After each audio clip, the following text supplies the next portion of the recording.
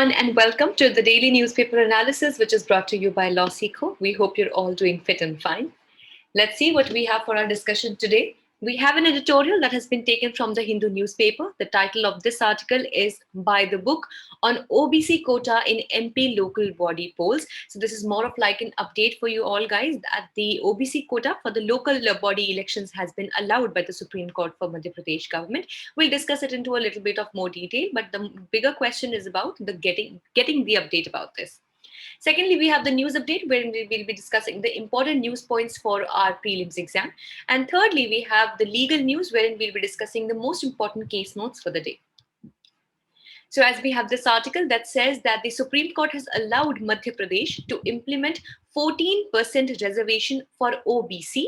Now, I hope you all understand the meaning and the abbreviation, like the full form for the OBC, that is the other backward classes, while notifying elections for around 23,263 local body elections within 2 weeks. So, this is like a kind of a development, but yet again, as we say, that there are controversies around it as well. And specifically, the key reason that we have controversy about it is that there is a great population of MP that is OBC. So there's basically, it says that it is already kind of a majority population over there, and so giving a reservation over there is not making a lot of sense. Let's read more about it in detail. The Supreme Court is assured that the triple test criteria set by the state has been met backwardness in the context of local bodies, breakup of the reservation, and adherence to the 50% ceiling of quotas.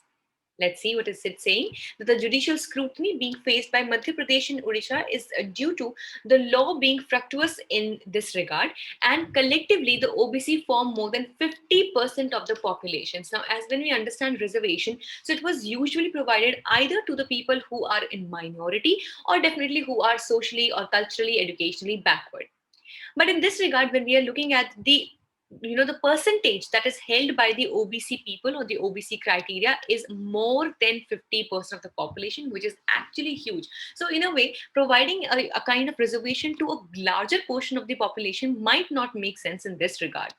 So the demand for increasing the quota is at an all-time high, and it is along with the clamor to bring private sector as well under the reservation. So not just for the local bodies, but please consider and please understand here that the Supreme Court has allowed this 14% OBC quota reservation for the local body elections. It has still not allowed it for the private sector, but yes, the demands are definitely there up in the air that such kind of reservations should be brought forward in the private sector in the case of employment as well. So making the reservation data fair and empirical is a governance challenge, and the judiciary's guidance in the direction is greatly appreciated and sought for. So here, of course, Supreme Court has given a go-ahead, a clean chit, and a green signal for the 14% OBC quota or OBC elections, like the reservation in the local body elections. Let's see what next the way is paved by the Supreme Court in this direction. With this, let's start with the news updates for the day. Firstly, Nikhat Zareen won gold at the World Championship. So India's Nikhat Zareen won the gold medal in the 52 kg category at the Women's World Boxing Championship with a win over Thailand's Jitpong Jutamas in the flyweight final in Istanbul, Turkey. So that's actually a great news for all of us, and we should all be really happy and proud of this moment. Secondly, Abdul Gaffar Chowdhary passed away. So, language movement veteran and columnist Abdul Gaffar Chowdhary died at a hospital in London at an age of 88. So, he's widely known across the social strata for ages for his famous song. The name of the song is a really long Bengali name, that is Amar Bhaiar Rokte Rangano 21 February Aminki Bhulite Pari. So, the meaning of this is right up in the screens, guys. I'm not reading it out for you. Let's make it a fun activity for you. If at all you understand the meaning of this, you understand Bengali, let me know the meaning of this entire name of the song in the comment section below. Guys, please note if you do not understand this, in the brackets itself, the meaning is given, okay? So you can go through that as well. So the song is regarded by listeners of BBC Bengali service as the third best song in Bangla. Thirdly, Sift and Surya lift silver in the 50-meter rifle prone. So Sift Kaur Samra and Surya Pratap Singh on Thursday settled for a silver in the 50-meter rifle prone mixed team event as India finished on top at the International Shooting Sport Federation Junior World Cup in Seoul, Germany. Fourthly, 3 women FIFA referee list. So FIFA has picked up 3 female referees and 3 female assistants to officiate the Qatar 2022 in historical selection.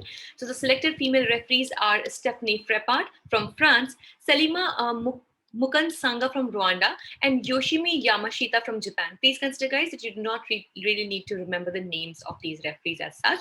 And the female assistant referees are also there from Brazil, Mexico, as well as USA.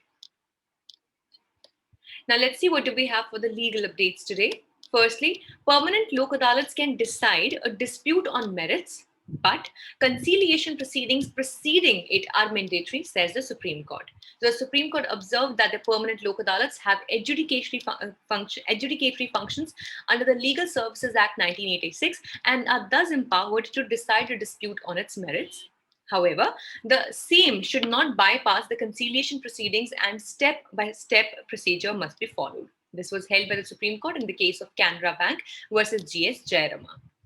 Secondly, applicability of Section 148 of the Negotiable Instrument Act will extend to appeals arising out of complaint cases filed prior to 2018 amendment, says the Delhi High Court. So this was held in the case of Sehgal versus State in another.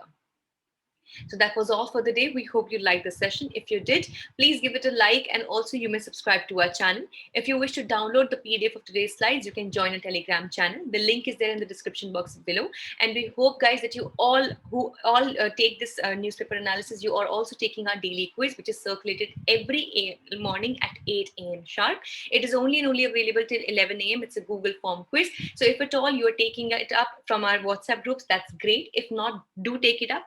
And if you also want to take it up, you can join the Telegram channel. The link is there, shared there as well. Thank you so much.